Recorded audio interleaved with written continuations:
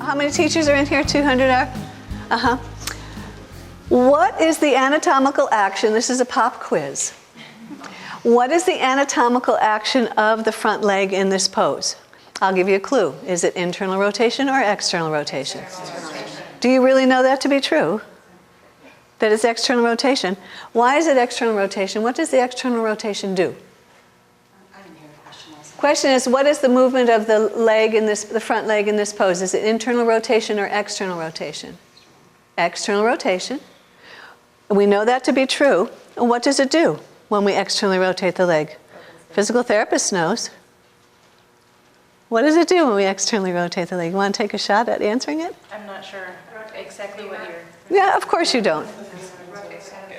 It rotates the head of the femur until it rests in the center of the socket. Do the pose that way, please. Watch this hip.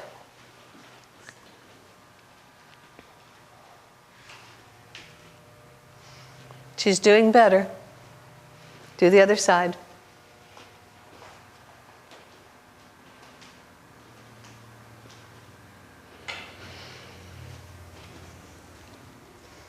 She's doing better now that we're watching. No pressure.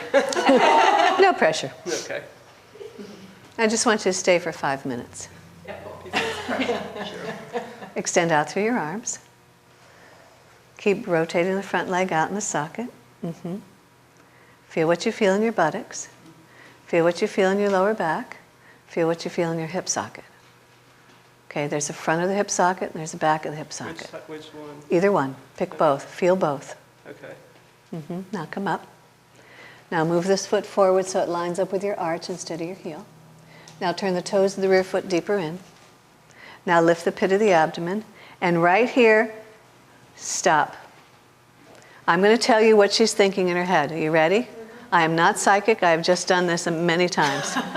I'm going to tell you what she's doing. She had a teacher that told her to square her hips to the front of the room. Did you not? Mm-hmm. Mm-hmm. Feel the stress in your hip joint and knee when you try and turn the knee out and your hips are square like that. Yeah, I can feel pressure there. You can feel pressure in the joint. Mm-hmm. That's a subtle form of a violation of ahimsa. Because it's anatomically not integrated, not correct. So let your hip turn. When I made her to turn her rear foot in, the hip should follow the line of the toes of the back foot. Now lift the pit of the abdomen. Already it's better, is it not? Okay, now from there, as you bend the front knee, lift the inner front knee up toward the ceiling and bend. Come on, bend.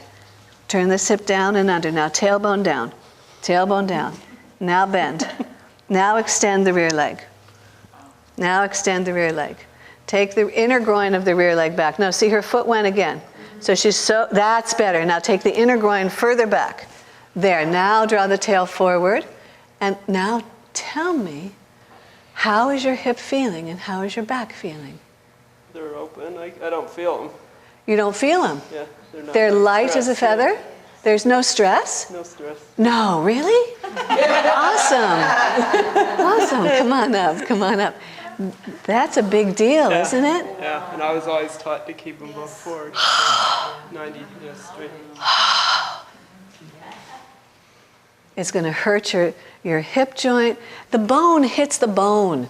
When you try and keep your hips square to the front like this, and then you externally rotate that leg and you keep squaring to the front, and each pelvis is a little different constructed, as you know, but the head of the femur bone is hitting the back of the pelvic joint. It's hitting this ball is hitting into the socket. The ball is hitting into the socket. This is not a happy pose.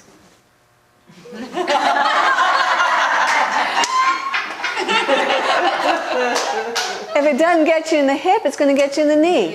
And then what are your students going to do? Oh, I can only bend this far.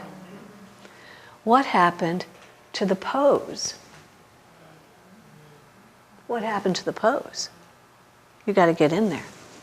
And you're not going to get in there if you square your hips.